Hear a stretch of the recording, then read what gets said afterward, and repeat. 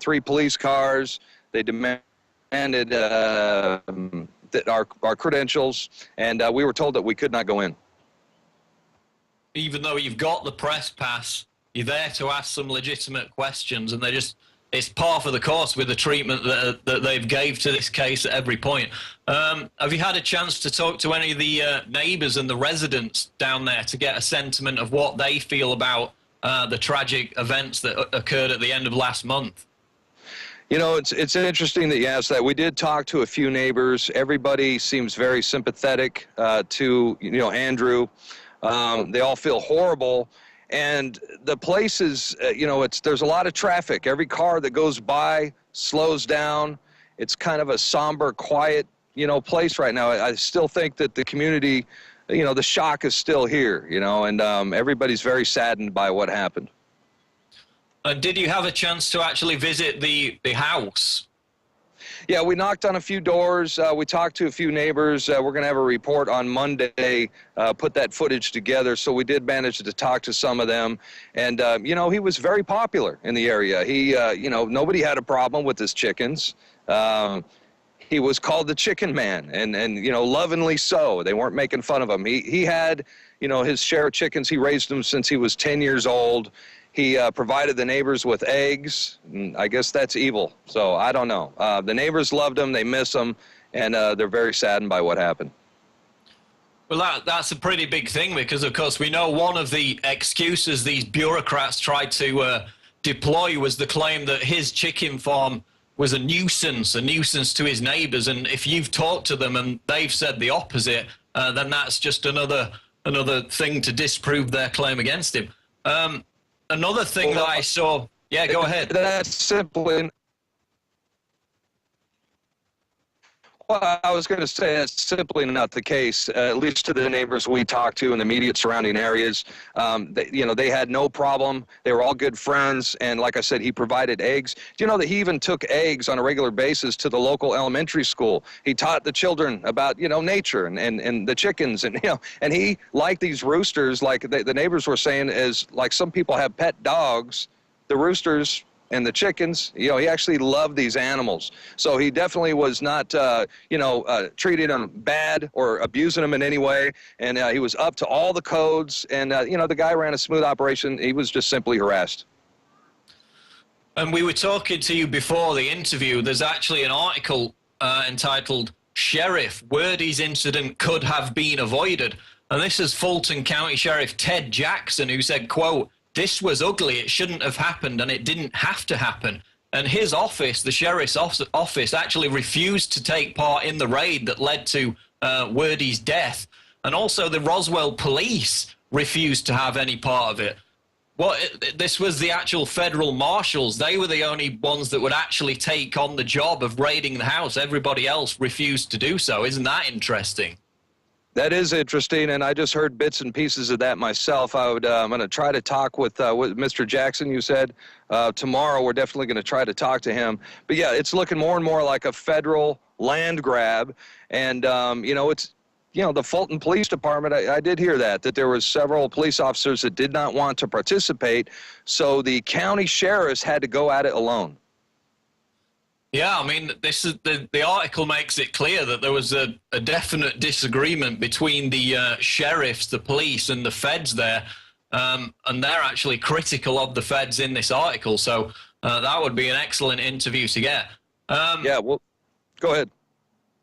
Just wondering, I mean, what's your sense? Are we actually going to see any legal retribution against some of these councillors whose behavior? I saw the interview that Rob Dew did with Mike Adams the other day. He described it as a deliberate conspiracy to destroy Mr. Wordy's life. Is there any cause for legal retribution against these councillors who so blatantly harassed him into apparently taking his own life? I would imagine there was going to be lawsuits, but, I'm only guessing. I do know this, that the city council is not interested in speaking with us. Obviously they had police come out immediately. Another interesting thing is when we left City Hall, we went back to Andrew's property. you know, the police showed up immediately again, you know, and so, and also when we were at City Hall the first time, they knew that we were at the property, because one of the police officers even mentioned, he said, you guys were at the Chicken Man's property today, weren't you?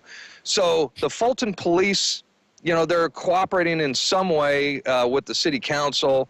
You know, they wouldn't allow us on the City Hall grounds, for example. But I would imagine, you know, I wouldn't be surprised one bit if there's lawsuits that that are about to happen soon.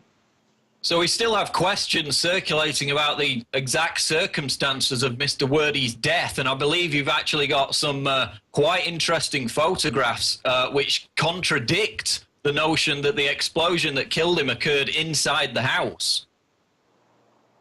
Well, yeah, I mean, we found a burn-up gas can. I think we took some pictures today, sent them to you guys. There was a gas can. The place, it was, you know, you could tell that something, an explosion, windows were blown out, but it looks worse on the inside, let me tell you something, than it does on the outside. The whole place is burnt out on the inside. You could still smell the burnt wood.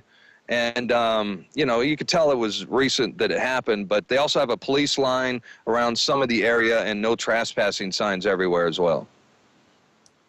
So what's on the agenda before you wrap up? Who else do you plan to talk to? Well, we would like to talk to some more of the neighbors. We may be able to speak with Andrew Wordis, his attorney, and we're going to try to go into City Hall and see why that the average American citizen, much less, you know, journalist, is unable to walk through City Hall and simply ask questions. We're going to find that out tomorrow for sure. Okay, Darren McBreen, we'll be hearing from you on the Alex Jones Show tomorrow. Thank you for joining us. All right, thank you, Paul. Take care. So, Agenda 21, eco-fascism bares its teeth again in the case of Andrew Wordy's harassed, abused, intimidated into giving up his land. He refused to do so, and the feds eventually raided and led to his tragic death, as we just heard.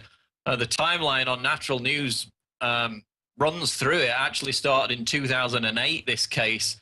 A litany of legal threats and intimidation by the state, by the city councillors in Roswell, Georgia, declaring Word's property to be a nuisance, even though, as you just heard, Darren McBreen talked to all the neighbors. They all loved him, gave them eggs, took eggs to the local elementary school. The neighbors liked him. They said he wasn't a nuisance. That was their claim in trying to seize his property. Then we had them refuse to allow him to defend his property against floods. It flooded on more than one occasion.